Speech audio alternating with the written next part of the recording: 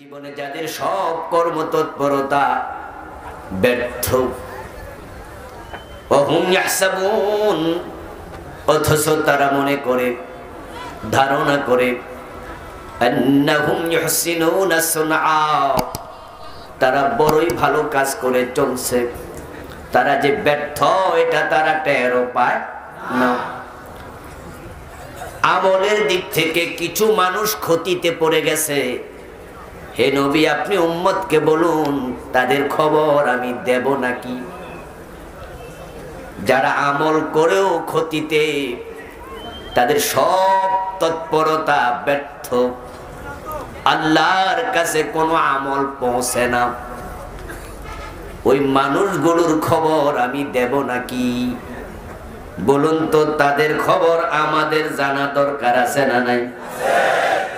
আল্লাহ না করুন যদি তাদের তালিকায় আপনার নিজের অজান্তেও নামটা থাকে, উপায় নেই।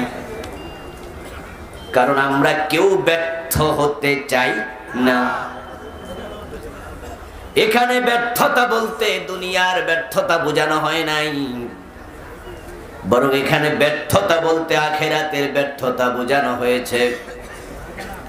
দুনিয়াতে মানুষ একবার ব্যর্থ হলে আরেকবার সফল হওয়ার সুযোগ আছে, কিন্তু আখিরাতে একবার ব্যর্থ হলে সফলতার নতুন কোন সুযোগ আর নেই। আর আমার আলোচনা আপনারা যারা শুনতে এসেছেন, নিশ্চয়ই আমরা হৃদয় থেকে বিশ্বাস করি আখিরাত বলতে একটা জিনিস আছেই। আখিরাত থাকতেও পারে নাও পারে, এমন কনফিউজ নাকি আমরা? সন্দিহান? আমরা সবাই ইয়াকিন পোষণ করি, দৃঢ়তার সাথে বিশ্বাস করি দুনিয়ার জীবনের পরে আরেকটা জীবন আছেই, এতে কোনো সন্দেহ নেই। আসলে সাইকোলজিক্যালি, মনস্তাত্ত্বিকতার দিক থেকে, যুক্তির দিক থেকেও আখিরাত লাগবেই। এজন্য পৃথিবীর অধিকাংশ মানুষই আখিরাতে বিশ্বাসী। নাস্তিকের সংখ্যা পৃথিবীতে খুবই কম। হিন্দুরাও স্বর্গ নরকে বিশ্বাস করে, ঠিক না? হিন্দুরাও স্বর্গ নরক বিশ্বাস করে মানে, তাই হিন্দুর দোকানে গেলে দেখবেন মরা বাবার ছবিটা নেয়া নিচে লিখে রাখে স্বর্গীয় দুলাল চন্দ্র দাস, দেখে না? স্বর্গীয় শরৎচন্দ্র চট্টোপাধ্যায় স্বর্গীয়। এর মানে তারাও বিশ্বাস করে স্বর্গ বলতে একটা জিনিস আছে, যে স্বর্গে যায় নাই সে নরকবাসী।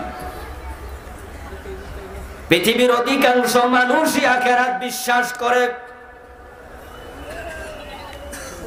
এখন একটা আখিরাত যৌক্তিকভাবেও আবশ্যক, কারণ দুনিয়াতে মানুষ যদি কোনো ভালো কাজ করে, ওই ভালো কাজগুলোর প্রতিদান যথাযথ তাকে দেয়ার ক্ষমতা সবার থাকে না।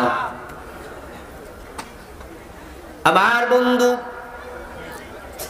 আজকে যে নোবেল পুরস্কার দেয়া হচ্ছে, আলফ্রেড নোবেল কোটি কোটি টাকা ভালো খাতে ব্যয় করার জন্য রেখে গেছে। ঠিক আমাদের দেশেও এমন অনেক লোক আছে বিত্তশালী, যারা মরার আগে তাদের সম্পদগুলো ওয়াকফ করে দিয়ে যায়। আছে না এমন? বাংলাদেশে ওয়াকফ এস্টেট অনেক। এই যে হামদর্দ, ব্র্যাকেটে কি লেখা? ওয়াকফ। এইভাবে ওয়াকফ এস্টেটের অভাব নাই। আচ্ছা, যে লোকটা লক্ষ কোটি টাকার সম্পদ ওয়াকফ করে জাতির কল্যাণে দিয়ে গেল, দিয়ে মরে গেল, এখন যদি আখিরাত না থাকে তার পুরস্কারটা দিবেন কেমনে? ভালো কাজে পুরস্কার দরকার আছে না নাই? তো যদি কেউ বলে আখিরাত নাই, তাহলে উনার পুরস্কার দিবেন কেমনে? একজন মানুষ খুনি, সে গুলি করে একজনকে অন্যায়ভাবে হত্যা করেছে। আদালতে তার হত্যা প্রমাণিত হওয়ার পরে তাকে ফাঁসির অর্ডার করা হলো। আরেকজন 10 জনকে গুলি করে হত্যা করেছে, আদালত তাকেও ফাঁসির অর্ডার দিল। একজন খুন করেছে একটা, আরেকজন করছে 10টা, কিন্তু আদালত ফাঁসি দেবে কয়বার? তো যে 9 জন বেশি খুন করছে তার শাস্তি বাড়ানোর জন্য আরেকটা আদালত দরকার আছে না নাই? দুনিয়ার আদালত একবারের বেশি ফাঁসি দিতে পারবে না।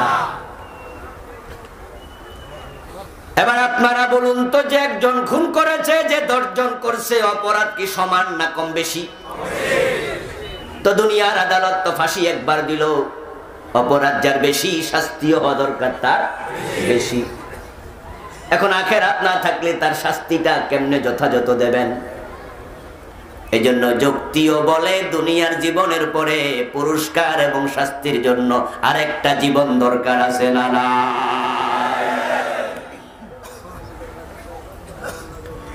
আমরা আখিরাতে বিশ্বাস করি, দৃঢ়ভাবে বিশ্বাস করি। আমরা মুমিন, আমরা মুসলিম। এখন আখিরাতের সাথে আমাদের জীবনের দূরত্ব কত? ভারত এবং বাংলাদেশের দূরত্ব যত। আপনারা তো সীমান্ত এলাকার মানুষ, এরপরে তো ভারত নাকি? কোন দিকে? ওদিকে। আমার বন্ধু, বাংলাদেশ ভারতের দূরত্ব নাই, শুধু একটা কাঁটা তারের বেড়া। এপাশ বাংলাদেশ, ওপাশ ভারত। যে কাঁটা তারটা আছে তার অর্ধেকটা বাংলাদেশে, অর্ধেকটা ভারতে। মাঝখানে একটা রেখা যদি দেয়া হয়, ওই রেখার অর্ধেকটা বাংলাদেশে, অর্ধেকটা ভারতে। দূরত্ব খুব একটা নাই, একবারে সামান্য। আখিরাতের সাথে আমাদের দুনিয়ার জীবনের দূরত্ব ঠিক তাই। নিঃশ্বাস এখন বন্ধ হবে, এখনই আখিরাত শুরু হবে। 1 সেকেন্ডের নেই ভরসা, মরণ ঘাড়ের পরে। বিপুল সম্পদ করছো জড়, ভোগ বিলাসের তরে। গান গাইতে গাইতে গায়ক মরে গেছে, এমন ঘটনা আছে না নাই? বক্তৃতা দিতে দিতে বক্তা মরে গেছে, এমন ঘটনাও আছে। খবর পড়তে পড়তে সাংবাদিক মরে গেছে, এমন ঘটনাও। রাস্তায় বেরিয়েছে, ফিরে আসে নাই, টাকের নিচে শেষ, এমন ঘটনার অভাব নেই। আখিরাতে আমরা যারা বিশ্বাস করি, আমরা কোনোভাবে আখিরাতে ব্যর্থ হতে চাই না। কিন্তু কিছু মানুষ তো আল্টিমেট ব্যর্থ হবেই। ও নবী, আপনি উম্মতকে বলুন, ব্যর্থ মানুষগুলোর আমি খবর দেব নাকি? কারণ যারা আখিরাতে ব্যর্থ হবে, তারা যদি এখনই খবর পেয়ে যায়, তাওবা করে এখনো সফলতার রাস্তায় আসার সুযোগ আছে না না?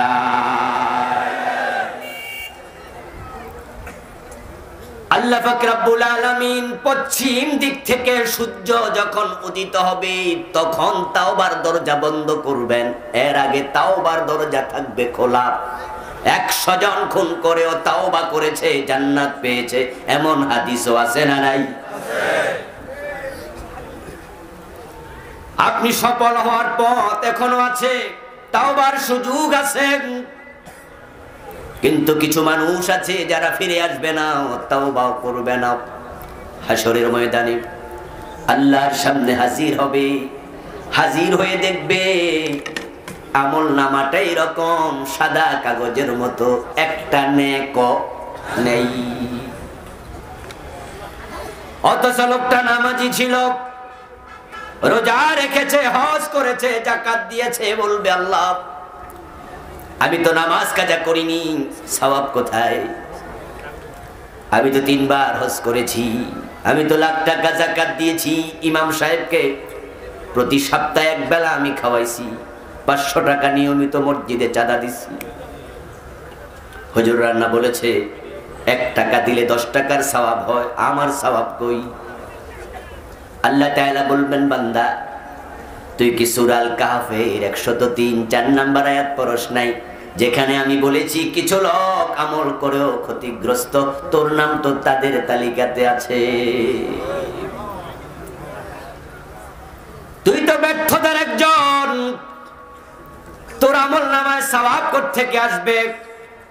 তুই তো এমন কিছু কাজ করেছ যে কাজের কারণে তোর ঈমান শেষ, তোর আমল কবুল হওয়া শেষ, তুই বরবাদ।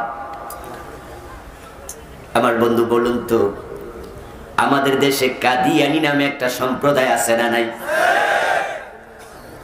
কাদিয়ানিরা মুমিন না কাফের? হাসরের ময়দানে সফল হবে না ব্যর্থ?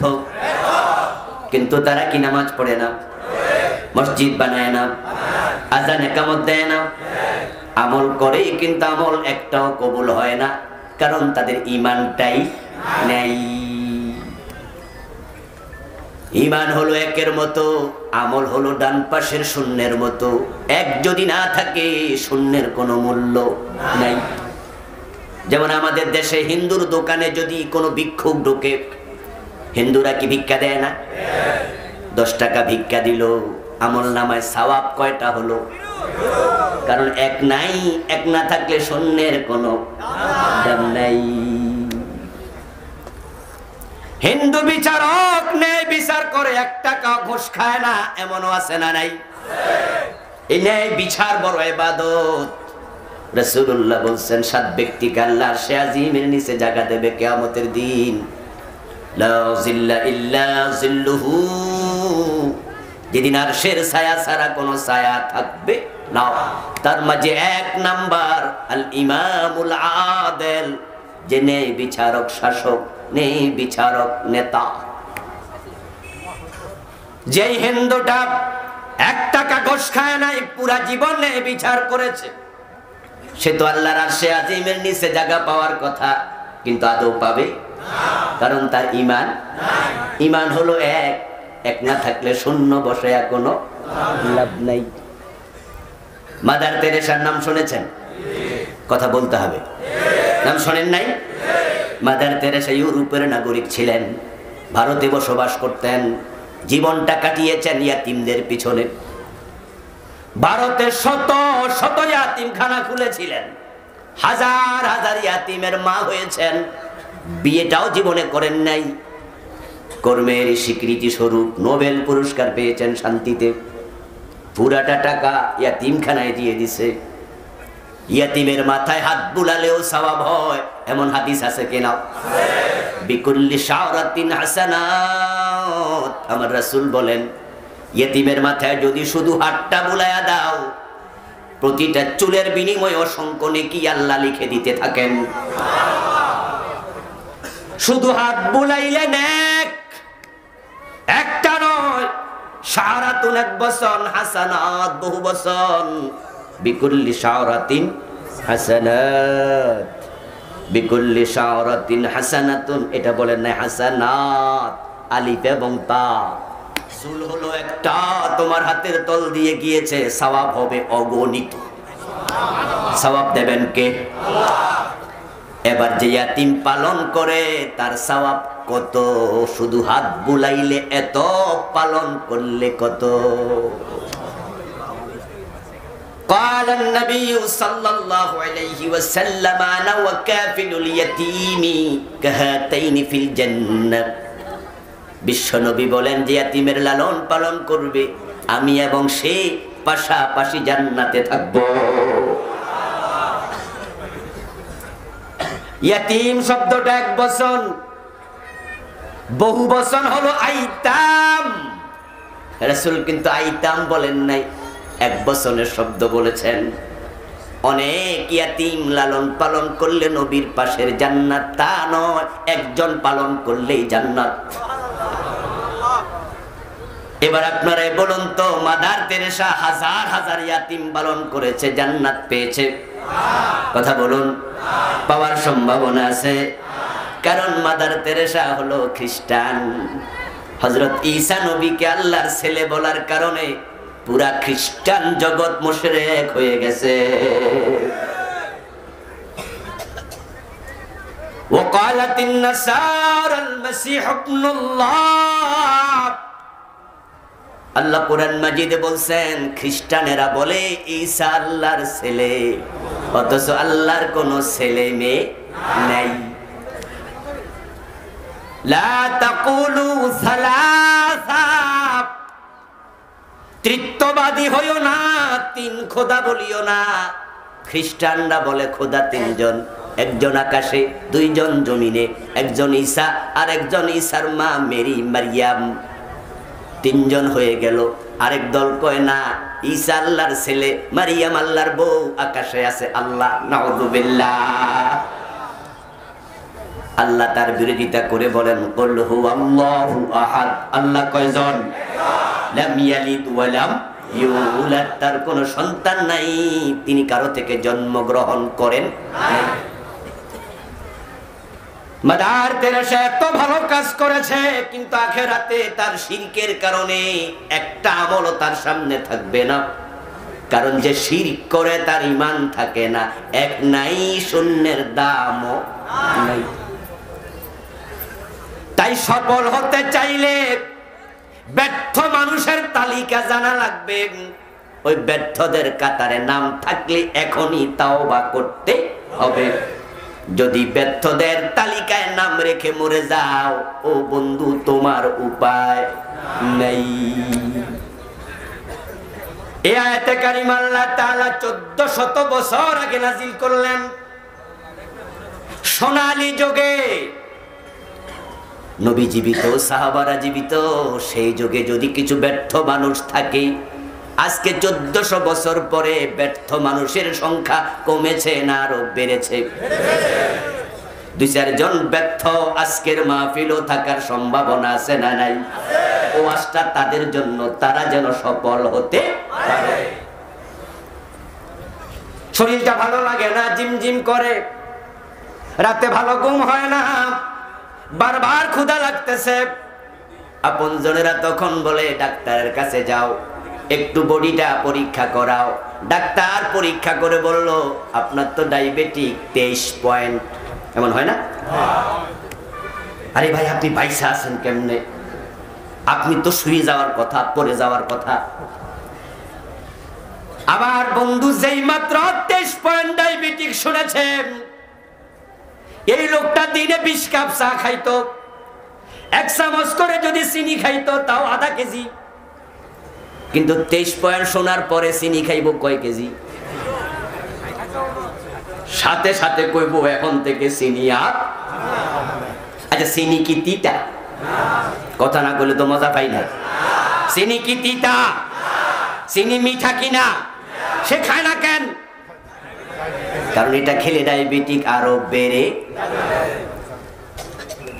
ডাক্তার বলে দিয়েছে তোমার ডায়াবেটিক, তাই এখন থেকে সে সতর্ক।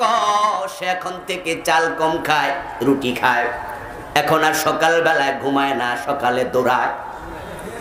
এখন শাক সবজি বেশি খায়, এখন আর চিনি খায় না।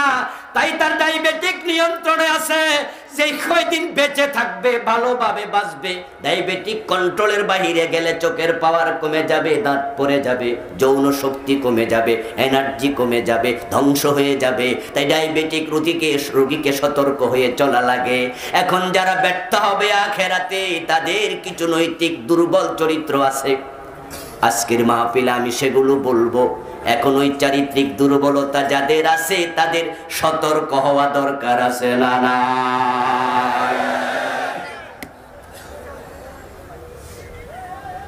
আমার ভাইরা, আল হাক্কু মুররুন ওয়ালাউ কানা দুররা, কুলিল হাক্কা ওয়ালাউ কুনতা ফারদা। আরবি বিখ্যাত প্রবাদ, সেটা হলো সত্য কথা যতই দামি হোক, এটা একটু তিতা তিতা লাগে। শিয়ারে কাফের বলে দেন, শিয়ারে ফাসিক বলে দেন, কাদিয়ানিরে কাফের বলে দেন, অমুকরে মুশরিক তোশরিক বলে দেন। বলেছেন মাদার তেরেসারে আরো 40 বার কোন, কোনো অসুবিধা নাই, কিন্তু আমারে কওয়া যাইব না।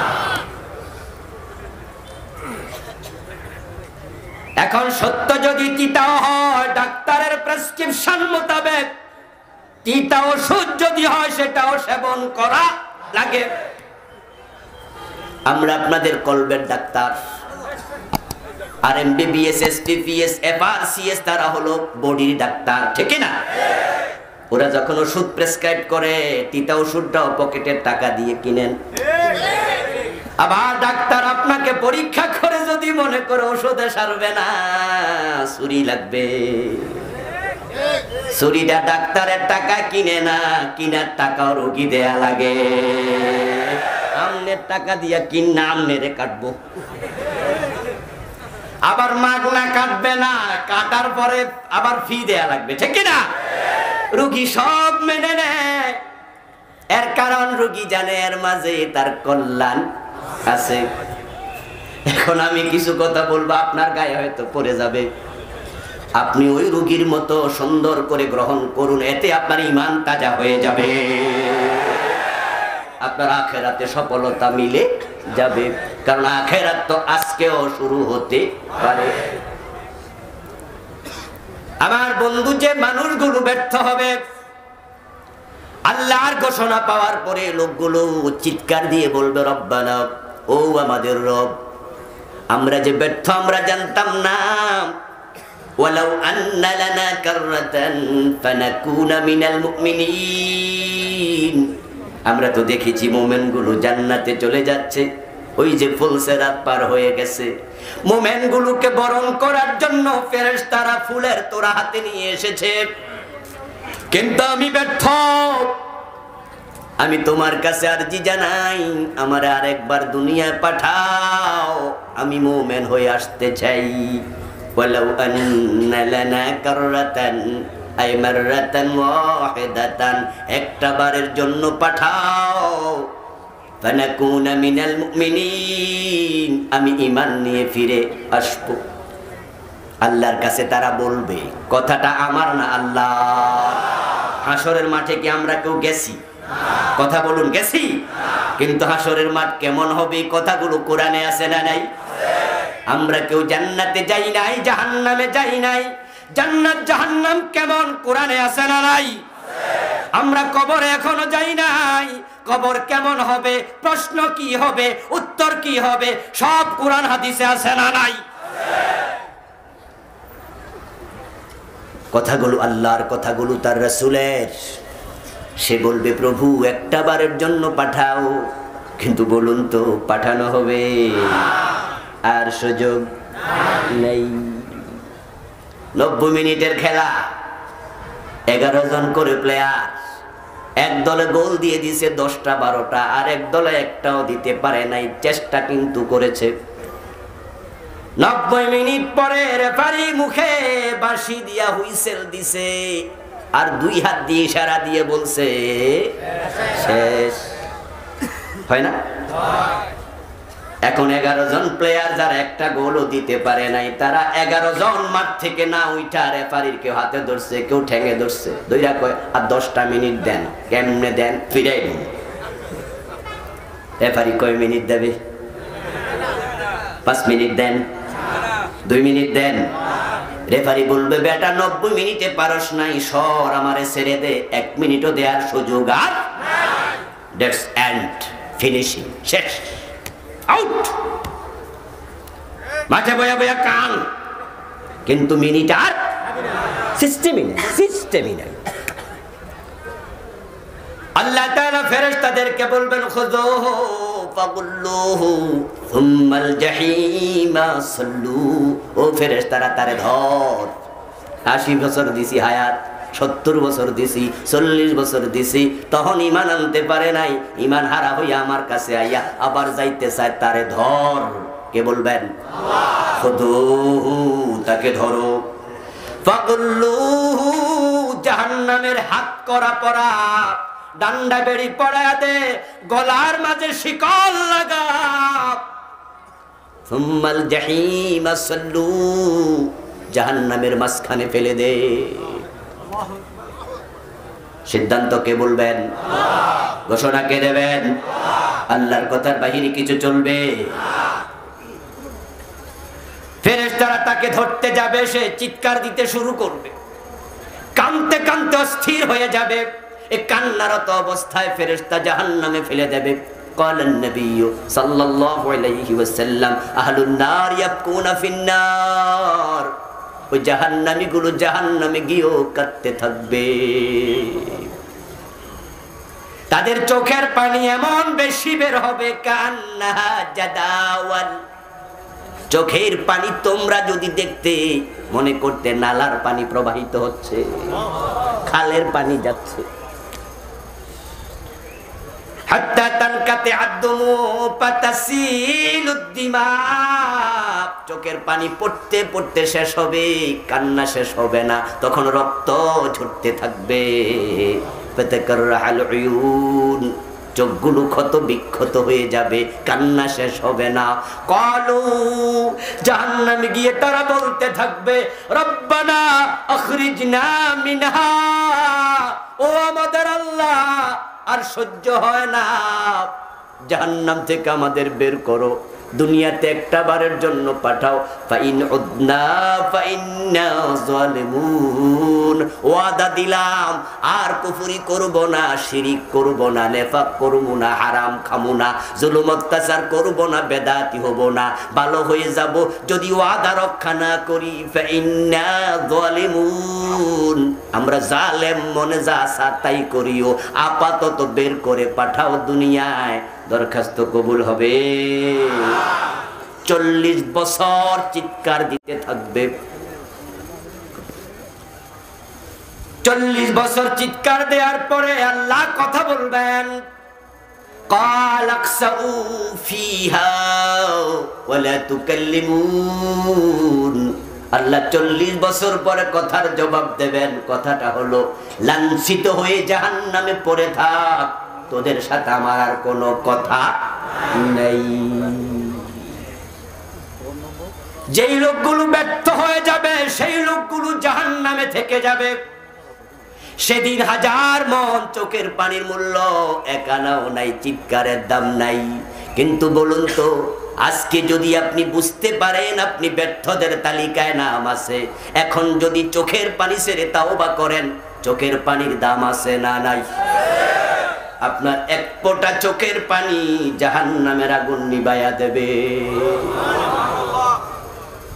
বেশি লাগে না, বেশি লাগে না, 2টি ফোঁটা আল্লাহ তাআলার কাছে খুব বেশি প্রিয়। একটা হলো শহীদের রক্তের ফোঁটা, আর একটা মুমিনের চোখের পানির ফোঁটা। বিশ্বনবী বলেন, শহীদের রক্ত জমিনে পড়ার সাথে সাথে আল্লাহ জাহান্নাম হারাম করে দেয়। মা মিন আবদিন মুমিন ইয়াখরুজু মিন আইনাইহি দুমুউন ওয়ালাউ কানা মিসলু রাসিদ যুবাব মিন খাশিয়াতিল্লাহ হাত্তা ইউসিবা হাররা ওয়াজহিহি ইল্লা হারামাল্লাহু আলাইহিন নার। নবী মুহাম্মদ বলেন, মুমিন যদি আল্লাহর ভয়ে তার 2 চোখ থেকে মাছির মাথা পরিমাণ চোখের পানি ঝরাতে পারে, কাঁদতে পারে, চোখের পানি ছেড়ে দিয়া বলতে পারে, আল্লাহ আমি ফিরে এসেছি, সুবহানাল্লাহ বলেন, আল্লাহ আমি ফিরে এসেছি। আত-তাইবু মিনাজ-যামবি কামান লা যামবা লাহ। তুমি গুনাহ করতে করতে যদি পাহাড়ের চূড়া পরিমাণ উঁচু গুনাহ করো, তাওবা করো, আল্লাহর ক্ষমা আকাশ পরিমাণ উঁচু।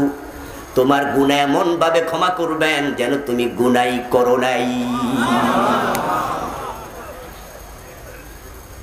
আল্লাহ তাআলা শুধু গুনাহ ক্ষমা করেন না, যারা ফিরে আসে, ইল্লা মান তাবা ওয়া আমানা ওয়া আমিলা আমালান সালিহা উলাইকা ইউবাদদিলুল্লাহু সাইয়্যাতিহিম হাসানাত। আল্লাহ কুরআন মাজিদে বলেন, যারা ফিরে আসবে, নতুন করে তাওবা করে ঈমানদার হয়ে যাবে, আমি তাদের গুনাহগুলো শুধু ক্ষমাই করব না, ওই গুনাহগুলোকে সওয়াব বানায়া দেই।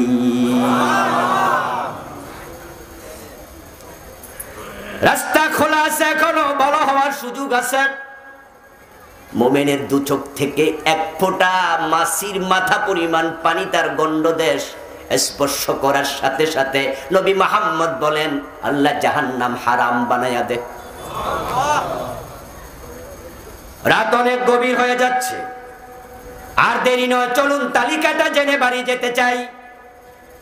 যে মানুষগুলো হাসরের ময়দানে ব্যর্থ হবে, কোনো আমল কবুল হচ্ছে না, শেষ, তাদের তালিকাটা জানবেন আর নিজেরে খুঁজবেন।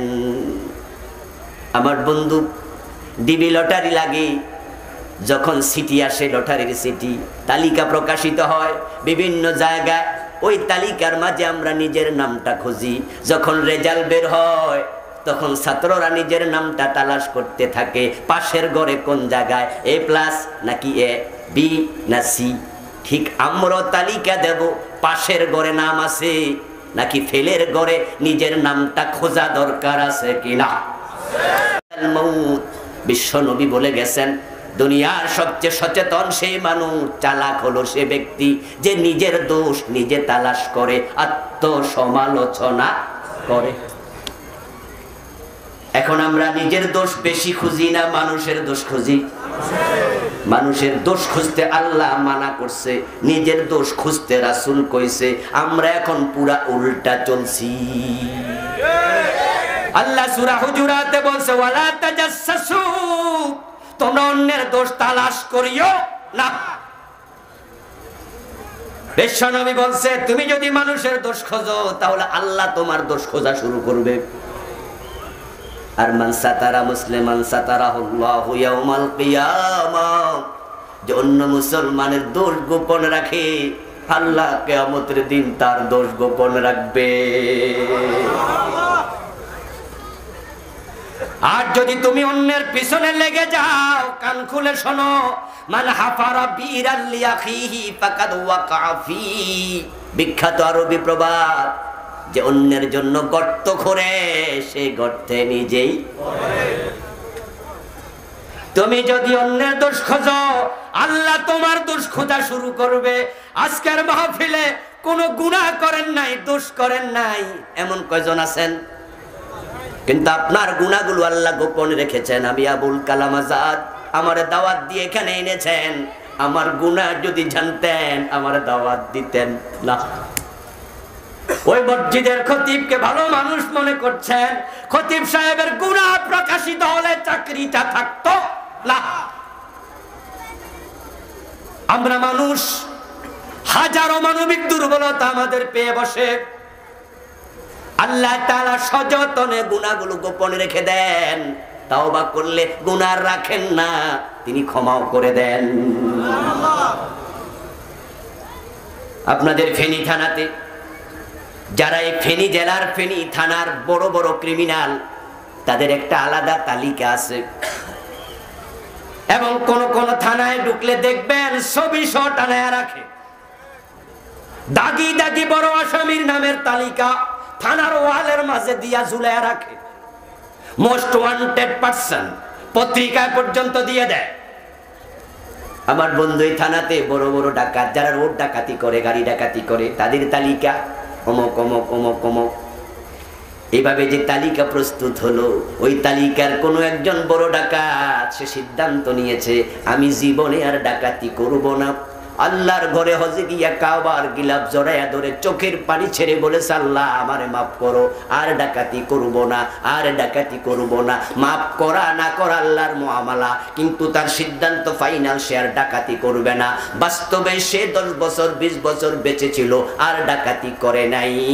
কিন্তু তালিকা থেকে থানায় যে নাম আছে, ওই নাম কি কাটা গেছে? নাম কিন্তু আছে। কিন্তু আমার আল্লাহ অপরাধীকে যখন ক্ষমা করে দেয়, অপরাধীর তালিকায় তার নামটাও রাখে না।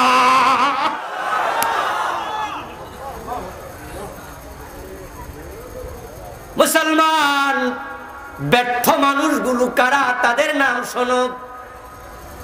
এজন্যই শুনে বাড়ি যাবেন ভাই, কারণ আমাদের আমল তো এমনি খুব কম, আমরা অধৈর্য মানুষ।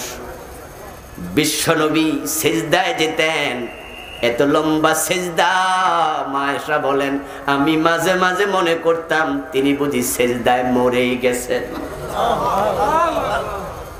এত লম্বা নামাজ পড়তেন, কিরাত এত লম্বা, তারিমাত কদমাহু। সহিহ বুখারীর হাদিস, নবী মুহাম্মদ সাল্লাল্লাহু আলাইহি ওয়াসাল্লামের দুটা পা ফুলে যেত। মা আয়েশা সিদ্দিকা বলেন, উনি রুকুতে গেলে মাঝে মাঝে আমার মনে হতো সিজদার কথা মনে হয় ভুলেই গেছে। রোজা রাখা শুরু করলে 2 দিন 3 দিন 5 দিন 10 দিন টানা রাখতেন, ইফতারও করতেন না, সেহরিও খেতেন না। সাহারিও নাই, ইফতারও নাই। এটার নাম সাওমে বিসাল। এটা নবীর জন্য বিদিত, উম্মতের জন্য নিষিদ্ধ। নবীর কিছু স্পেশাল আমল আছে, কাজ আছে, উম্মত করবে না। যেমন নবী বিয়ে করেছেন একসাথে 11টা, উম্মত করতে পারবে সবচেয়ে বেশি চারটা। নবী সাওমে বেসাল রেখেছেন একাধারে 3 দিন 5 দিন 10 দিন, সেহরিও খান নাই, ইফতারও করেন নাই। একজন সাহাবী শুরু করলো সে রোজা। রাসূল সাল্লাল্লাহু আলাইহি ওয়াসাল্লাম জুমার দিন খুতবা দিতে গিয়ে বললেন, তোমাদের কে শুনেছি সাওমে বেসাল শুরু করেছো? একজন সাহাবী দাঁড়ায় বলে, ইয়া রাসূলুল্লাহ সামিনা ইন্নাকা তুওয়াসিল, আমরা শুনেছি আপনি তো রোজা রাখতেছেন।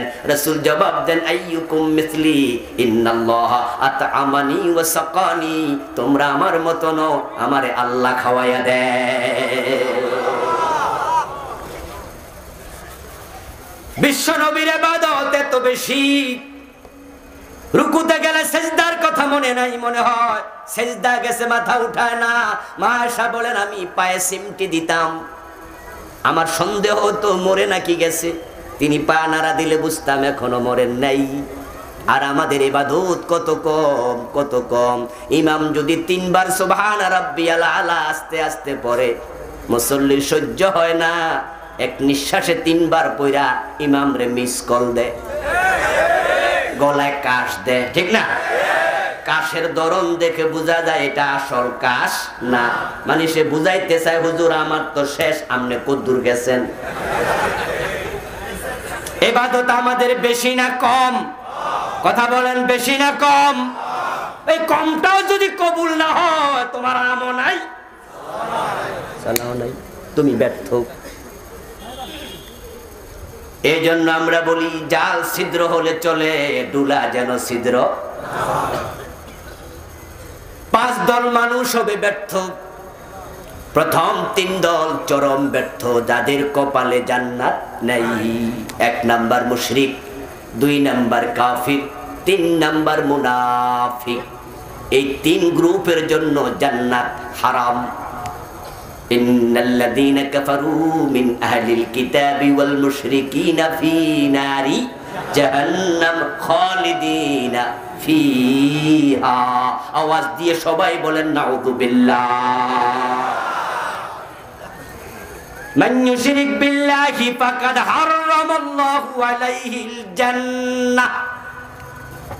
আল্লাহ তাআলা কোরআনে বলেন, যারা আল্লাহর সাথে শিরক করে তাদের জন্য আল্লাহ নিজে জান্নাত হারাম করে দেয়। আল্লাহ জান্নাতের মালিক, তিনি জান্নাত হারাম করলে দেয়ার ক্ষমতার কারো নাই। একটু আওয়াজ দিয়ে কথা বলুন তো, জান্নাত বানাইছে কে? জোরে বলেন, দেবে কে? জান্নাত কার হাতে? না ফিসা হুজুরের হাতে? অনেকে তো সে আশায় বসে আছে, আছে না? আছেন আমার মুক্তার, আছেন আমার ব্যারিস্টার, শেষ বিচারের হাইকোর্টেতে তিনি আমায় করবেন পার, আমি পাপী তিনি জামিনদার। টুনটুনা টুনটুন দোতরা বাজাচ্ছে মনের সুখে, পীর সাহেব জামিনদার হবে, অথচ পীর সাহেবের জান্নাতটাও কার হাতে? জান্নাত কোন বাবার হাতে নাই, পীরের হাতে নাই, জান্নাত কোন নবীর হাতেও নাই। আল্লাহ তাআলা যখন কাহার সুরত ধারণ করে হাসরের ময়দানে প্রকাশিত হবেন, নবীরা ইয়া নফসি নফসি নফসি বলবে, এমন হাদিস বুখারী শরীফেই আছে। একটু পিছায় বসো, আর একটু পিছাও, চোখে হাত লাগিয়ে দেবে। রাসূলুল্লাহ সাল্লাল্লাহু আলাইহি ওয়াসাল্লাম বলেন, হযরত আদম বলবে নফসি নফসি, ঈসা বলবেন নফসি, মূসা বলবেন নফসি, লূত বলবেন নফসি, হুদ বলবেন নফসি, ইব্রাহিম বলবে নফসি, সালেহ বলবে নফসি। সব নবী বলবে আমার কি উপায়, আমার কি উপায়। ও আকাউ লাহু সাজিদান ওয়া আখিরু লাহু সাজিদান। আমি নবী মুহাম্মদ, আমিও কথা বলবো না আল্লাহর সাথে ভয়ে, আমি সেজদায় পড়ে যাব।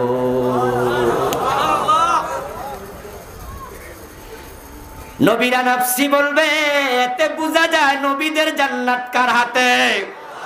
মানে নবী বলবেন আমার কি উপায়, আল্লাহ যদি আজকে আমারে ধরে আমারও উপায়। ইব্রাহিম নবী তার বাবারে জান্নাত দিতে পারবেন? পারবেন? লূত আলাইহিস সালাম নিজের স্ত্রীকে জান্নাত দিতে পারবেন? নূহ নবী ছেলে কেনানকে জান্নাত দিতে পারবেন? নবী মুহাম্মদ সাল্লাল্লাহু আলাইহি ওয়াসাল্লাম চাচা আবু তালেবকে জান্নাত দিতে পারবে? এই জন্য ব্যর্থ হবে তিন গ্রুপ। কুফরি করলে ব্যর্থ, শিরিক করলে ব্যর্থ, নিফাক থাকলে ব্যর্থ। এই তিন রোগের রোগী বাংলাদেশে বেড়ে গেছে। হাজার হাজার নামাজি কুফরি করে ঈমান হারায়া বসে আছে। হাজার হাজার নামাজি শিরিক করছে। মসজিদে গিয়ে জুমার দিন নামাজ পড়ে, আবার দরবারে গিয়ে পীরের পায়ে সেজদা করে, এমন নামাজিও আছে না? না, ইবাদতের মালিক কে? সেজদা পাবে শুধু কে? এখন যে কাজের মালিক, যে সিফাতের মালিক, যে কুদরতের মালিক, যে হুকুমের মালিক, যার মালিক আল্লাহ একা, তাতে অন্যকে শামিল করার নামই হলো শিরক। বিয়ের পরে প্রথম ৫-৭ বছর আল্লাহর কাছে চায়, ৫-৭ বছর পরে অস্থির, দেয় না তো আল্লাহ। এখন কই খালতো ভাই শাস্তো ভাই কয় ভারত চলে যা, কেউ ফিরে না খালি হাতে, খাজারে তোর দরবারে। পীর সাহেবের কাছে গিয়ে ছেলে মেয়ে চায়, এমন লোক বাংলাদেশেও আছে না নাই? আজমির শরীফে যায় কয় খাজা বাবা ছেলে দাও। বড় পরিতাপ, বড় পরিতাপ, এমন মুশরিক বক্তাও বাংলাদেশে আছে। আগে তো ভাবতাম এগুলো জাহেলরা কয়, কয়দিন আগে দেখি একজন আলেমেও কইছে। তাও একা নয়, হাজার হাজার শ্রোতাকে নিয়ে বলেছে, আল্লাহর ধন রাসূলকে দিয়া আল্লাহ গেছে গায়েব হইয়া। রাসূলের ধন খাজা লইয়া শুইয়া আছে আজমিরে, কেউ ফিরে না খালি হাতে, খাজারে তোর দরবারে। জমশ দিয়া কইতাছে আস্তাগফিরুল্লাহ, আস্তাগফিরুল্লাহ। নামাজে দাঁড়ায়া প্রতিদিন আমরা বলি ইয়াকা না'বুদু ওয়া ইয়াকা নাস্তাঈন, আমি তোমার শুধু গোলামি করি, শুধু তোমার কাছে প্রার্থনা করি, ঠিক কি না? নবী মুহাম্মদ বলেন ইজা সাআলতা ফাসআলিল্লাহ, ইজা ইসতাআনতা ফাসতাঈন বিল্লাহ। যখন সাহায্য চাইবা শুধু আল্লাহর কাছে চাইবা, আল্লাহ ছাড়া দেওয়ার ক্ষমতা কারো নাই। ইব্রাহিম নবীর বয়স ৮৬, সন্তান হয় না, দাড়ি চুল পেকে গেছে। ওই বুড়া বয়সে চাইছে কার কাছে? রব্বি হাবলি মিনাস সালিহিন।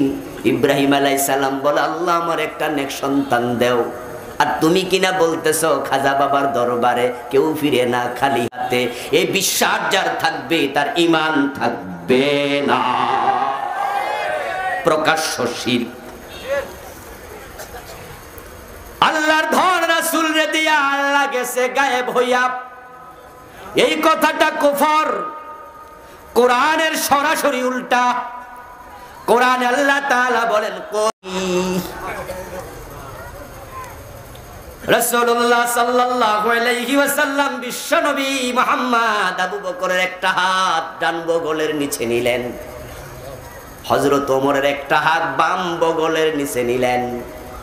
তারপরে রাস্তার মাঝে এইভাবে হাঁটতেছেন আর বলতেছেন আমরা এইভাবে কবর থেকে উঠবো, এভাবে জান্নাতে যাব।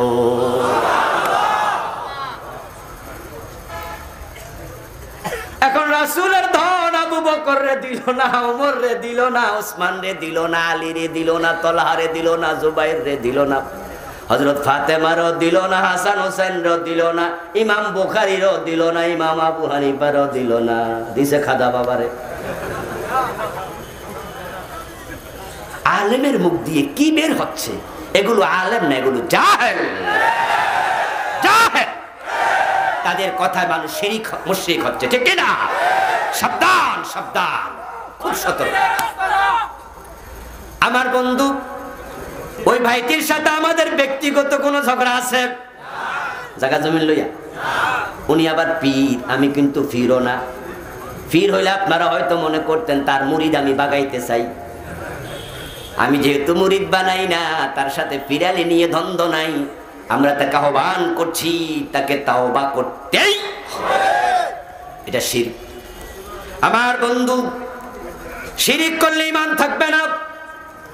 এখন বাংলাদেশে শিরক চলছে অহরহ। আপনার এলাকায় যদি মাজার থাকে তাহলে মাজারে গেলে দেখবেন প্রায় প্রত্যেকটা মাজার শিরকের আখড়া হয়ে গেছে। শিরিক হয় না এমন মাজার খুব কম। এজন্য হযরত আলী রাদিয়াল্লাহু তাআলা আনহু বলেছেন, নবী মুহাম্মদ সাল্লাল্লাহু আলাইহি ওয়াসাল্লাম আমাকে পাঠাইছে, সাথে আরেকজন সাহাবী দিয়া বলছে, যত উঁচু কবর আছে সব ভেঙে সমান করে দাও।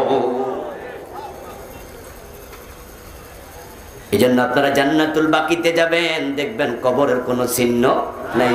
জান্নাতুল মুআল্লায় যাবেন, কবরের কোনো চিহ্ন নাই। শুধুমাত্র কিছু পাথর মাথার পাশে দিয়ে রাখে, কিন্তু উঁচু কবর পাওয়া যায় না। কবর সমান থাকবে। কবর যখন কবর থাকে তখন শিরিক থাকে না। কবর যখন মাজার হয় তখনই শিরিক শুরু হয়ে যায়।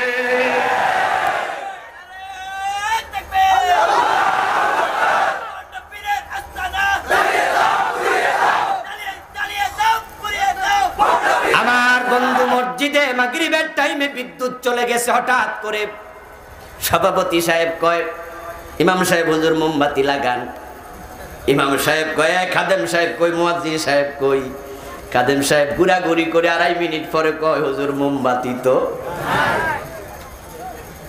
এখন মোবাইলের বাতি লাগাইয়া নামাজ পড়ো, না হয় অন্ধকারে পড়ো।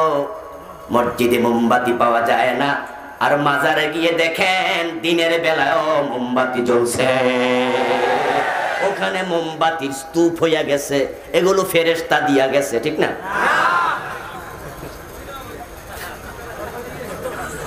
কারা দিল? আপনার আমার মা বোনেরা বেশি, ঠিক না? মহিলারা বেশি দেয়, পুরুষরাও দেয়।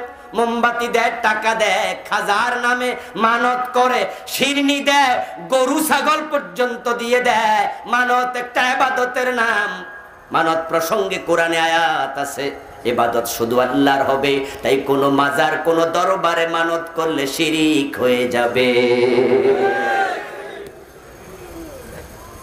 মুরগির ঠ্যাং ভেঙে গেছে, মহিলা বলে রাখছে, আল্লাহ ঠ্যাংটা যদি ভালো করে দাও, খাজা বাবা ল্যাংটা বাবার দরবারে 3টা মোমবাতি। এই দেশে শিরকের আজকে ভয়াবহ বন্যা চলছে। এ বিষয়ে আমি একটি বই লিখেছি, 29টা শিরিক লিখছি। একটা করলে ঈমান শেষ। ছেলে যাবে মালয়েশিয়ায়, মা কয়, বাজান পাসপোর্টটা দিস না, আগে একটু ঢাকা থেকে ঘুরিয়া। ভিসা লাগবে কিনা আগে যাই না শিওর হইয়া পাসপোর্ট জমা দে। কারণ পাসপোর্ট দিলি, টাকা দিলি, ভিসা লাগলো না, ফিরাইয়াও পাইবি না টাকা। বেটা বেশি সুবিধা না। ছেলে বলে, মা ভিসা লাগবে কিনা জানবো কেমনে? মা কইয়া দে, কেন রে বাবু?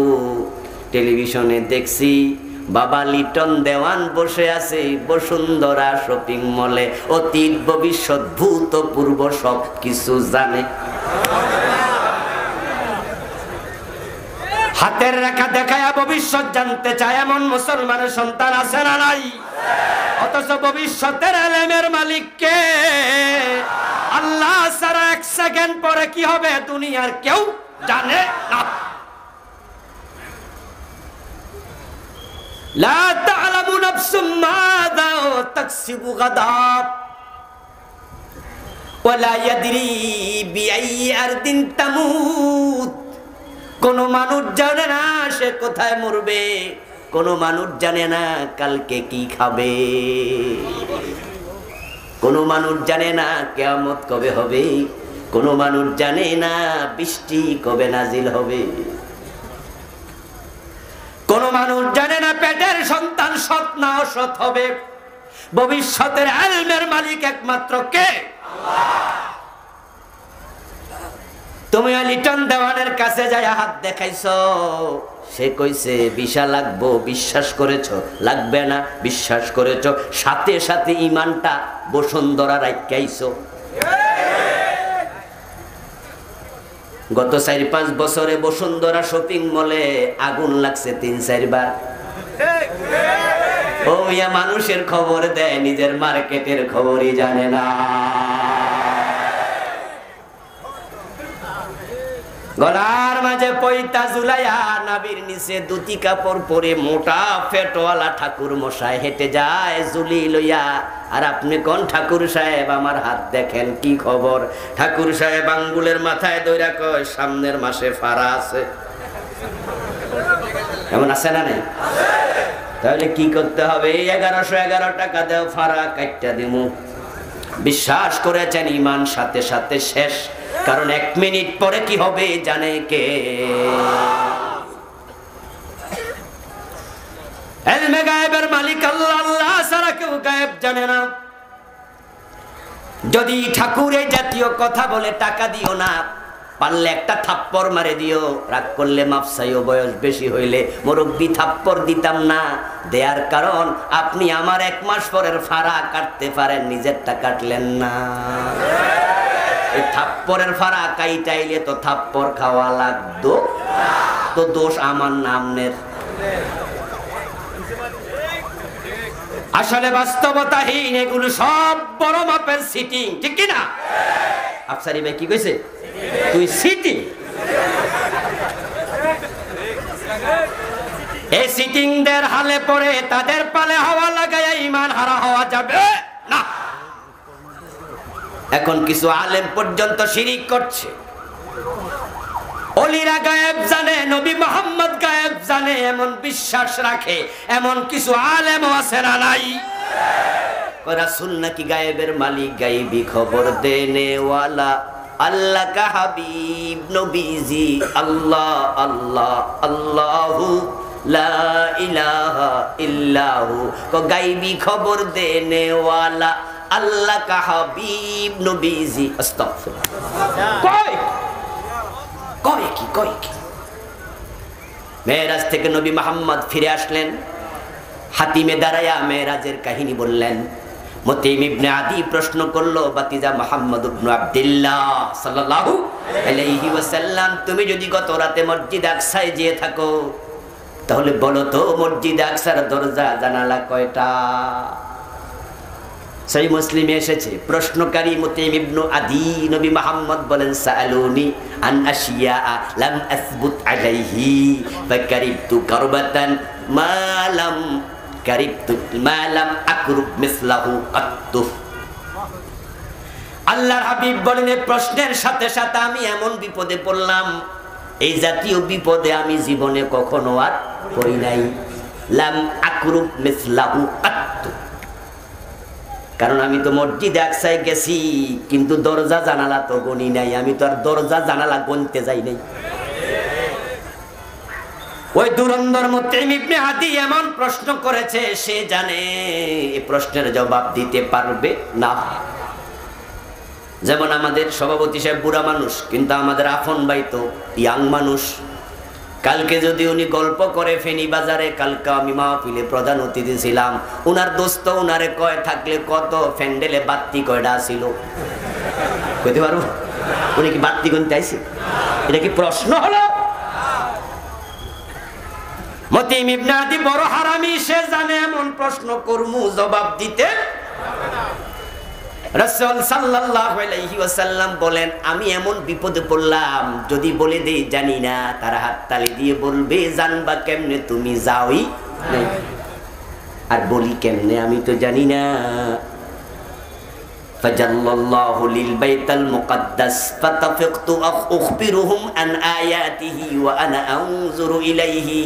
হঠাৎ করে দেখি আল্লাহ পুরা বাইতুল মুকদ্দাস আমার সামনে হাজির করে দিয়েছেন। আচ্ছা, এই ওয়াজটা কি আপনারা আর শোনেন নাই? কথা বলতে হবে, শোনেন নাই? বাইতুল মুকদ্দাস হাজির করছে কে? আল্লাহ। ফাজাল্লাল্লাহু লি, আল্লাহ আমার সামনে খুলে দিয়েছে, উপস্থিত করেছে। বাইতুল মুকদ্দাস হাজির করা কি দরকার? নবী না গায়েব জানে? উনি বললেন, আমি প্রশ্ন করার পরে এমন বিপদে পড়লাম, এ জাতীয় বিপদে আর পড়ি নাই। বিপদে পড়বেন কেন? তিনি না গায়েব জানেন? বিশ্ব নবীর কাছে যখন কাফেররা আজে বাজে প্রশ্ন নিয়ে আসতো নবীকে ঠেকানোর জন্য, যেগুলোর উত্তর রাসূল জানতেন সাথে সাথে বলে দিতেন, যেগুলোর উত্তর জানতেন না ওহির জন্য অপেক্ষা করতেন না, বানায়া বলতেন। আমার ভাইরা কথা বলেন না, বলেন না। রাসূল বানায়া বলতেন, গোজামিল দিতেন, কি করতেন? তো গায়েব জানলে অপেক্ষা কি দরকার?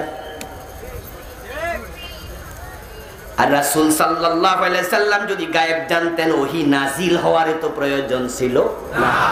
আসলে গায়েবের মালিক কে? এখন শিরকে লিপ্ত হয় মানুষ হাসতে হাসতে। রাসূলকে ভালোবাসা ঈমানের অনিবার্য দাবি। রাসূলকে ভালো না বাসলে মুমিন হওয়া যাবে না। ভালোবাসতে হবে ছেলের চেয়ে, মেয়ের চেয়ে, স্ত্রীর চেয়ে, মা বাবার চেয়েও বেশি। কোরআনে আছে জীবনের চেয়েও বেশি। আন-নাবিয়্যু আওলা বিল মুমিনিনা মিন আনফুসিহিম। মুমিনদের কাছে নবীর ভালোবাসা তার জীবনের চেয়েও বেশি বলেছেন কে? কিন্তু কিছু লোক রাসূলকে ভালোবাসতে গিয়ে ঈমান হারাচ্ছে। রাসূল সাল্লাল্লাহু আলাইহি ওয়াসাল্লামকে ভালোবাসা দেখাতে গিয়া খ্রিস্টানদের মতো হয়ে যাচ্ছে। খ্রিস্টানরা ঈসা নবীকে ভালোবাসতে যায়া আল্লাহর ছেলে বানাইছে, ঈমান হারা হয়ে গেছে, ঠিক কি না?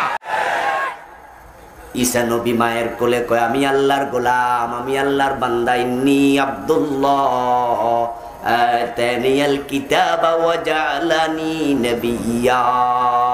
আমি আল্লাহর বান্দা, আমি আল্লাহর গোলাম। খ্রিস্টানরা কয় না, গোলাম কইলে কেমন কেমন লাগে, বরং তুমি আল্লাহর ছেলে। সম্মান বাড়াইতে যাইয়া ঈমানটা আছে না গেছে? তো রাসূল সাল্লাল্লাহু আলাইহি ওয়াসাল্লামকে ভালোবাসা বেশি দিতে যাইয়া আল্লাহ বানায়া ছাড়তেছে।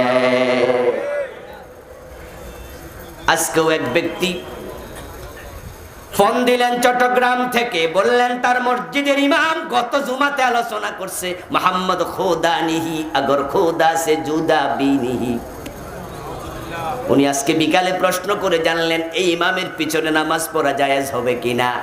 শব্দটা হলো মুহাম্মদ খোদা নয়, খোদা থেকে আলাদাও নয়। আস্তাগফিরুল্লাহ। আল্লাহ হলেন খালেক, নবী মুহাম্মদ মাখলুক। খালেক এবং মাখলুক এক হতে পারে না। ওয়ালাম ইয়াকুল লাহু কুফুয়ান আহাদ। এটাই তো ঈমান। রাসূলকে মানুষ পর্যন্ত মানতে রাজি না। কয় মানুষ না, উনি মানুষ না, জিন। কয় না। ফেরেশতা? কয় না। মানুষ? কয় না। কি? কয় কিও না। আবেগ বাইরে গেছে। এজন্য তারা কবিতা বানাইছে, মানুষেরই রূপ ধরিয়ে নবী এলেন ভবেতে, করল আলম লুটে পরে তাহার চরণ তলেতে। নাউজুবিল্লাহ পড়েন। আস্তাগফিরুল্লাহ। শব্দ দেখেন, প্রতিটা শব্দ শিরক। ঈমান থাকবে না, ব্যর্থ হবে লোকগুলো। তিনি মানবের রূপ ধরে এসেছেন, তাহলে তিনি কে? কে তিনি? কুল্লু আলম লুটে পড়ে তাহার চরণ তলেতে। কয় কি আমরা কি রাসূলের চরণে লুটে পড়ি? আমরা সেজদা কাকে দেই? কথা বলতে হবে কাকে? আল্লাহর নবী নিজে সেজদা দিতেন কাকে? তো রাসূলের চরণে আমরা লুটে পড়ি, তোদের কইলো কে? এখন তারা বলে না আমরা রাসূলের চরণে লুটে পড়ার কথা কই না, তিনি তো রূপ ধরে আইছে, তাহলে তিনি কে? এবার বলে আহমদের মিমের পর্দা তুলে দে রে মন, দেখবি সেটাই বসত করে আহাদে নিরঞ্জন। আহমদ থেকে মিম তুলে যাও, আহমদ আহাদ হয়ে যায়। আকাশে যিনি খোদা, জমিনে তিনি মুহাম্মদ। আস্তাগফিরুল্লাহ। ঢাকার মতিঝিলে একটা পীর ছিল, কয়েকদিন আগে মারা গেছে। উনি তার আলোচনায় বলেছে এই চেয়ারে তোমরা যাকে বসায় দেখতে পাচ্ছ আর সেও সে বসে আছে। ইন্টারনেটে ঢুকলে আপনি এখনো তার আলোচনাটা পাবেন। উনি বলছে ফাতেমা ফাতেমারা আমি বিয়া করছি। নাউজুবিল্লাহ। কয় মা ফাতেমা আবার বিয়া করছে, মারে বিয়া করছে। সীমা লঙ্ঘনকারী লোক আছে না নাই? তাদের পাল্লায় পরে ঈমান হারা হওয়া যাবে না। 29টা শিরিক আমি লিখেছি। বইটা আজকের স্টেজে পাবেন ইনশাআল্লাহ। অল্প কিছু 50-60টা আছে, নিয়ে যাবেন শেষ দিকে, পড়বেন, চিহ্নিত করবেন, নিজের জীবনে থাকলে আজকে তওবা করবেন। শিরকের সাথে কোন রকমের কম্প্রোমাইজ করা যাবে না। এরপরে কাফেরটা ব্যর্থ হবে। কুফরি যারা করে, কুফরি করার জন্য হিন্দু বৌদ্ধ খ্রিস্টান হওয়া দরকার নাই। কুফরি করার জন্য আল্লাহর কোরআনের একটা অক্ষর অস্বীকার করাই যথেষ্ট। আমাদের দেশে যারা কাদিয়ানি তারা কাফের। আমি শুরুতে বলেছি, কাদিয়ানি কি হিন্দু? জবাব দেন। বৌদ্ধ? ইহুদি? খ্রিস্টান? তাহলে তারা কেমনে কাফের? তাদের আজান কেমন জানেন? ঠিক আপনারটার মতোই, আল্লাহু আকবার, আল্লাহু আকবার, আশহাদু আল্লা ইলাহা ইল্লাল্লাহ, আশহাদু আন্না মুহাম্মাদার রাসূলুল্লাহ। হুবহু আপনার কালেমা, কাদিয়ানির কালেমা। আপনার নামাজ তাদের নামাজ, আপনার রোজা তাদের রোজা, টুপি পাজামা পাঞ্জাবি পাগড়ি দাড়ি মেসওয়াক এভরিথিং আমাদের মতো। তারা তারপরও কাফের, কারণ তারা কোরআনের 4টা অক্ষর মানে না। খা আলিফ তা মিম খাতামান নবিয়্যিন। বিশ্ব নবীকে বড় নবী মানে, বড় রাসূল মানে, কিন্তু শেষ নবী। 4 অক্ষর অস্বীকার করেছে, কাদিয়ানির সব শেষ। এ কোরআনে মনে কিতাব, বিসমিল্লাহর বা থেকে মিনাল জিন্নাতি ওয়ান নাসের সিন পর্যন্ত 4 অক্ষর নয়। কেউ 3 অক্ষর না মানলে সেও, কেউ 2 অক্ষর না মানলে সেও, কেউ 1 অক্ষর না মানলে সেও। এটা অঙ্কের মতো, অঙ্কের মতো। 10 লাইনের অঙ্ক, 9 লাইন ঠিক করছো, 1 লাইন ভুল করছো, 10-এর মাঝে কত? হিন্দু কোরআনের একটা অক্ষর মানে না, হিন্দু কাফের। কাদিয়ানি 4 অক্ষর মানে না, কাদিয়ানিও কাফের। আপনি 1 অক্ষর যদি না মানেন, আপনিও কাফের। কেউ বড় কাফের, কেউ ছোট কাফের তা নয়। কাফের কাফের সব এক সমান। আখেরাতে সফলতা নাই, চরম ভাবে ব্যর্থ। এখন আমাদের দেশে কোরআনের ডজন ডজন আয়াত মানে না এমন লোক নামাজ পড়ে রোজা রাখে। যেমন একটা উদাহরণ দিলে বুঝবেন। আমি বলেছি সত্য তিতা লাগবে, কিন্তু ওই রোগীর মতো মেনে নিতে হবে, কল্যাণের চিন্তা মাথায় রেখে। আল্লাহ বলছেন আলা লাহুল খালকু ওয়াল আমর। এখানে অক্ষর আছে 15টা, আলার মাঝে 3টা, লাহুর মাঝে 2টা, আল খালকুর মাঝে 5টা, ওয়াল আমরুর মাঝে 5টা, সমান সমান 15। কাদিয়ানি মানে না 4টা, ইমান শেষ। এই 15টা যদি আপনি না মানেন, ইমান আছে না গেছে? ইমান গেলে আপনি সফল না ব্যর্থ? সফল হওয়ার জন্য এই আয়াতের উপরে ইমান দরকার আছে না নাই? বাংলা অর্থ বললে বুঝবেন আপনি আদৌ মানেন কিনা। অন্তরের মালিক আল্লাহ, অন্তরে ইমান আছে কিনা আমি জানবো না, কিন্তু আপনি বুঝবেন আপনার অবস্থা কি। বাংলা অর্থ হলো সাবধান, সৃষ্টি যার, আইন চলবে শুধুই তার। কে বলেছেন? সৃষ্টিকার। জোরে বলেন কার? আইন চলবে কার? চলছে তো। আল্লাহ বলে চোর ধরে হাত কাটো, ব্রিটিশরা বলছে চোর ধরে জেলে দাও। 90% মুসলমান আল্লাহটা মানতেছেন না, ব্রিটিশেরটা। তো ব্রিটিশের আইন মেনে আপনি সফল হবেন কেমনে? রাসূলুল্লাহ বলেছেন আমার মেয়ে ফাতেমা চুরি করলে আমি ফাতেমার হাতটাও কাটবই। রাসূল আইন দিয়েছেন মদ পান করলে 80 বেত লাগাও। এই আইন আছে না নাই? হযরত ওমর নিজের ছেলেটাকেও রেহাই দেন। মদ্যপানের অপরাধে প্রিয় পুত্রকে নিজ করে মেরেছ দৌড়া, মরেছ পুত্র তোমারই চোখের পরে। সম্মানিত ভাইয়েরা, কিছু লোক হাঁটতেছে, আপনারা দেখতে পাচ্ছেন। আমাকে বললে হতো, আমি ঘোষণা দিতাম যে তারা মাহফিল কমিটির লোক। 10, 20, 50, 100, 1000 যতটুকু পারেন গোপনে দিতে থাকেন। এর মাঝে আমরা আলোচনার দিকে আগাচ্ছি, সংক্ষেপে শেষ করব ইনশাআল্লাহ।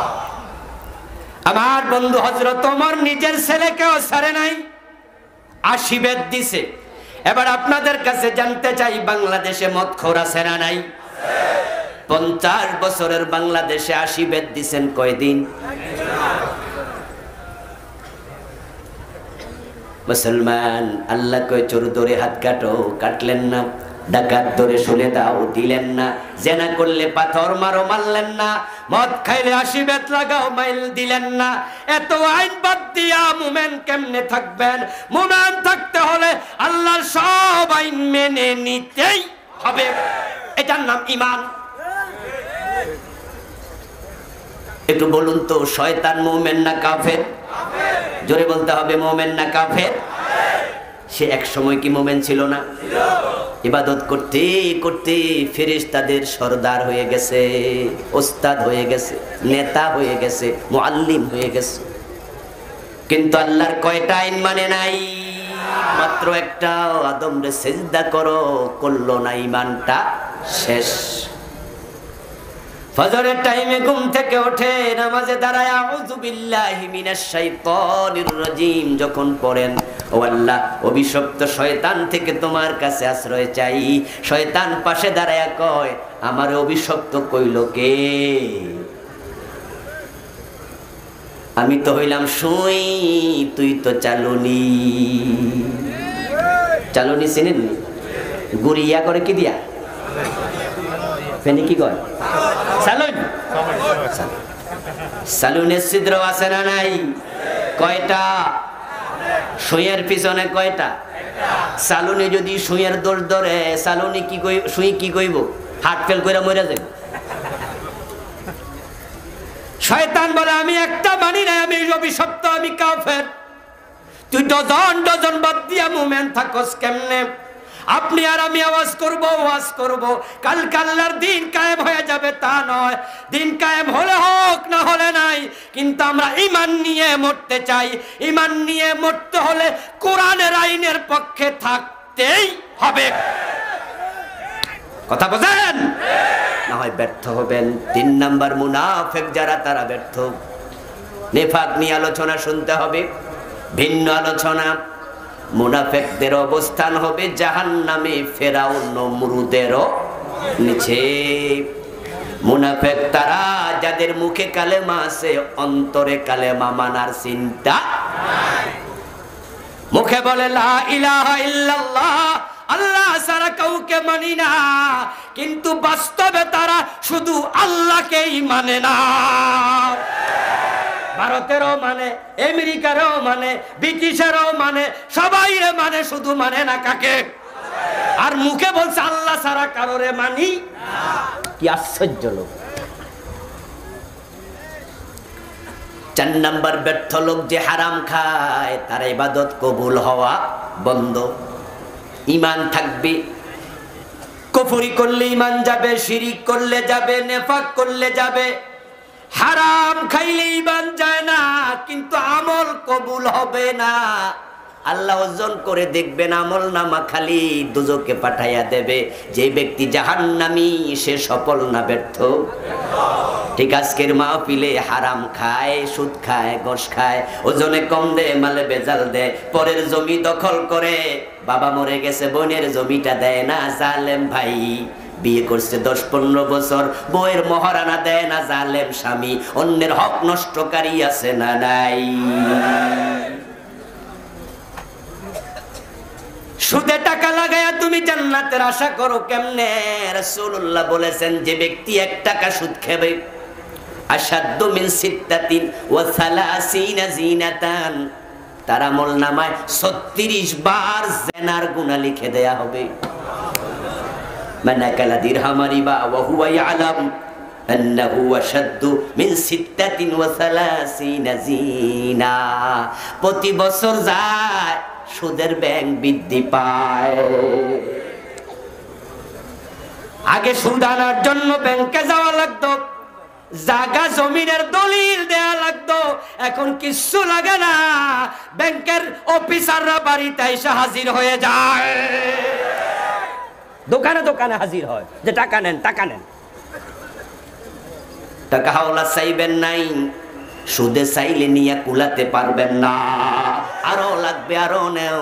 নিজেরটা ডান পকেটে, বোনেরটা বাম পকেটে, খালারটা নিচের পকেটে, 3 পকেট 5 পকেট থেকে টাকা লাগাচ্ছে। নিজে তো সুদ খায়, অন্যেরও সুদ আস্তে আস্তে করে খাওয়া। বলে আমার বোনে 2 লাখ দিছে, কইছে একটু বাড়াইয়া টারাইয়া দিতাম, নেন। ইমামের পিছনে প্রথম কাতারে দাঁড়ায়।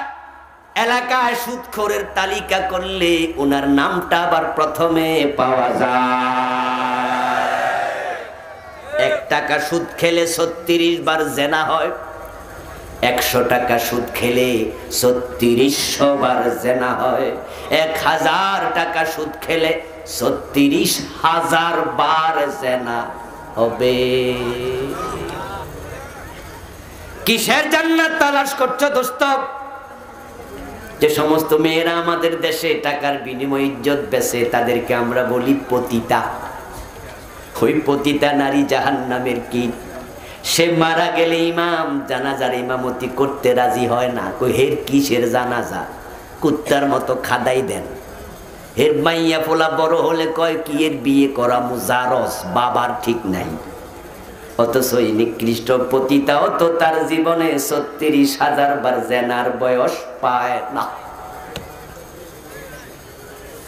তো যারা এত ঘৃণা করলেন, থুতু দিলেন, সেও 36,000 বার জেনা করে নাই।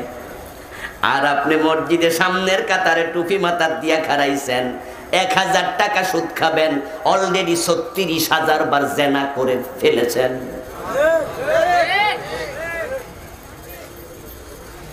সুদ খেলে 73টা গুনাহ হবে। সবচেয়ে ছোট গুনাহটা হলো মায়ের সাথে জেনা করা। আর কত নিচে নামবেন? বাংলাদেশে যদি তালিকা করা হয় 10,000 পতিতা পাওয়া যায়, 10,000 20,000 পাওয়া যায়। নিজের ছেলের সাথে জেনা করে একটা পতিতা পাবেন না। খারাপ, কিন্তু এত খারাপ না। আর আপনি হাজি গাজি নামাজি সুদে টাকা লাগান, আপনার সবচেয়ে ছোট গুনাহটা হলো মায়ের সাথে জেনা করছেন। এখন আপনারা এবার বলতে হবে আজকে কথা, সফল হতে হলে, জান্নাত পেতে হলে সুদ ছাড়া দরকার আছে না নাই?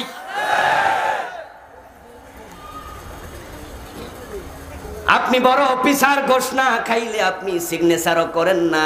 টাকা না পাইলে হাসরের ময়দানে হাজির হবেন, আপনার আমল নামার সওয়াবগুলো আল্লাহ মানুষরে দিয়ে দেবে। ওজনে কম দেন, মালে বেজাল দেন, মানুষ ঠকান, পরের জমি দখল করেন। ও আমার দোস্ত শোনো, রাসূলুল্লাহ সাল্লাল্লাহু আলাইহি ওয়াসাল্লাম বলেছেন, মান আখাযা শিবরাম মিনাল আরদি যুলমা, কেউ যদি জুলুম করে 1 বিঘত জমি কারো দখল করে, সাইয়ুতাওয়াকুহু ইয়াউমাল কিয়ামাতি মিন 7 আরদিন, হাসরের দিন আল্লাহ 7 গুণ বড় করে তার গলায় ঝুলাইয়া দিয়া বলবে, টেনে টেনে সামনে যা। জমিন হবে উপরের দিকে 1 বিঘত, বেড়ে যাবে 7 বিঘত। যেখানে গভীরতা শেষ সেটা হলো 36,000 ফিট। 36,000 ফিট লম্বা একটা তার যদি ছেড়ে দেন, রশি ছেড়ে দেন, 2 মণ ওজনের একটা বড় পাথর বেঁধে যেতে যেতে এক পর্যায়ে জমিনে ঠেকবে। এতে বোঝা যায় 36,000 ফিট নিচেও জমিন আছে। তো 7 গুণ যদি আল্লাহ বড় করে, তাহলে কত হাজার ফিট হবে? ওই সবটা আল্লাহ গলার মাঝে ঝুলাইয়া বলবে, পরের জমি দখল করছস, এখন টেনে টেনে হাসরের মাঠে নে। পারবেন তো? দুধ মুধ রোজ কইরা খাইয়া বল করেন, এরপরে পরের জমি দখল করেন। কারো শরীরে বল না থাকে, টানবেন কেমনে? আর টানতে না পারলে পিছনে ফেরেশতা আছে না নাই? পাছার সামরা রাখবে না, বাইরে বলবে, যা বেটা সামনে যা। কি লাভ হবে? কি লাভ হবে জমি দখল করে? এমন জায়গায় মৃত্যু হতেই পারে, তোমার লাশটাও পাওয়া যাবে না। বিঘা বিঘা জমির মালিক, কপালে কবরের মাটিটাও নাই, এমনও আছে না না? সব থেকে যাবে, কবরের মাটিটাও কপালে নাই। 1000 কোটি টাকা হারাম ভাবে ইনকাম করেছে, করেছ, লাভ কি আমার ভাই? আজকে চোখ বন্ধ হোক, তোমার টাকা ব্যাংকে থেকে যাবে, তোমার হাতের ঘড়ি, পায়ের জুতা, মাথার টুপি, পকেটের মানি ব্যাগ সব আপনজনেরা টেনে টেনে খুলে তোমার পরনের প্যান্টটাও খুলে ল্যাংটা বানায় আছে। কিচ্ছু রাখবেন, কিচ্ছু না। তুমি যদি নারী হও, তোমার নাকের ফুল, কানের ধুল, গলার চেইন, হাতের বালা আপনজনেরা খুলতে খুলতে গায়ের জামা, প্যান্টটা, তোমার প্যান্ট সালোয়ার সব খুলে তোমাকে দুনিয়ার সাথে সম্পর্কহীন করে ছেড়ে দেবে, কিচ্ছু সাথে যাবে না। এমন জায়গায় মৃত্যু হতে পারে, সাদা 3টা কাপনের কাপড়ও কপালে নেই। চায়না থেকে মালয়েশিয়া যাওয়ার পথে 296 জন যাত্রী নিয়ে বিমান নিখোঁজ হয়েছে, মনে আছে না? 1-1.5 সপ্তাহ ব্রেকিং নিউজ, পরে মানুষ ভুলে গেছে। ওই বিমানটা হয়তো কিয়ামত পর্যন্ত খুঁজে আর পাবে না। যান্ত্রিক গোলযোগের কারণে ভারত মহাসাগরের উপরে বিমানটা যদি ক্রাশ করে পড়ে যায়, একটা দিঘিতে কোন ছোট্ট মেয়ে সাঁতার কাটতে গিয়া নাকফুল হারাইয়া বাড়িতে এসে যদি কয়, মা আমি দিঘিতে নাকফুল হারাইছি, মা বাবা যেমন খুঁজে পাবে না, ভারত মহাসাগরে একটা বিমান খুঁজে পাওয়া এসে আরো কঠিন। কিন্তু আপনাদের কাছে জানতে চাই, কোটি কোটি টাকার মালিক এমন 2-4 জন সে বিমানে আছে না নাই? কপালে কবরের মাটিটাও নাই, কাফনের কাপড়টাও নাই। 1000 কোটি টাকা কামাই করলা, থেকে গেল, নিতে পারলা না, কিন্তু পরের জমি দখল করছো, ঘাড়ে তুলে দেবে, টানতে তোমাকেই হবে। قال النبي صلى الله عليه وسلم من اشترى ثوبا ب10 دراهم فيه درهم حرام لم يقبل الله له صلاته ما دام عليه। নবী মুহাম্মদ বলেন, যদি 100 টাকা দিয়ে কাপড় কিনো, 1 টাকা হারাম থাকে, বাকি 99 টাকা হালাল হইয়াও কোনো লাভ নেই। দুধ আছে 1 কেজি, প্রস্রাব পড়ছে 1 ফোঁটা, ওই 1 ফোঁটাই 1 কেজিকে শেষ করে দিয়েছে। তুমি যদি 1 টাকা হারাম থাকে তোমার কাপড়ে, তোমার এই কাপড় পরে যতই নামাজ পড়ো, 1 রাকাত কবুল হবে না। হারাম খাওয়া শুরু, ইবাদত কবুল বন্ধ হওয়াও শুরু। 5 নাম্বার, ব্যর্থ যে বেদাতের সাথে সম্পৃক্ত হয়ে যায়, তারও ইবাদত কবুল বন্ধ। আমাদের দেশে বেদাত আছে না নাই? আল বিদআতু হিয়াল ইবাদাতুল মুহদাসা মা লাম তাকুন ফি জামানিন নবী ওয়া আসহাবি। বেদাত হলো নবী মুহাম্মদ সাল্লাল্লাহু আলাইহি ওয়াসাল্লাম এবং সাহাবারা ইবাদত মনে করে যেটা করে নাই, সেটাকে ইবাদত মনে করে আমল করার নামই বেদাত। একটি বই লিখেছি এই প্রসঙ্গে, বাংলাদেশে চলমান 38টা লেখছি, পরে আপনি অবাক হবেন, কয় কি রে, আমিও তো বেদাতের সাথে আছি। যদি ধরা পড়ে আপনি বেদাতি, আজকে তাওবা করতে হবে। যদি ধরা পড়ে আপনি হারাম খান, আজকে তাওবা করে বাড়ি যাবেন। যদি শিরিক থাকে, কুফর থাকে, নেফাক থাকে, আপনাকে তা থেকে মুক্ত হতেই হবে। এগুলো নিয়ে মারা গেলে সফলতা কপালে নাই। একদিনের মাহফিলে সব ব্যাখ্যা করা যাবে না।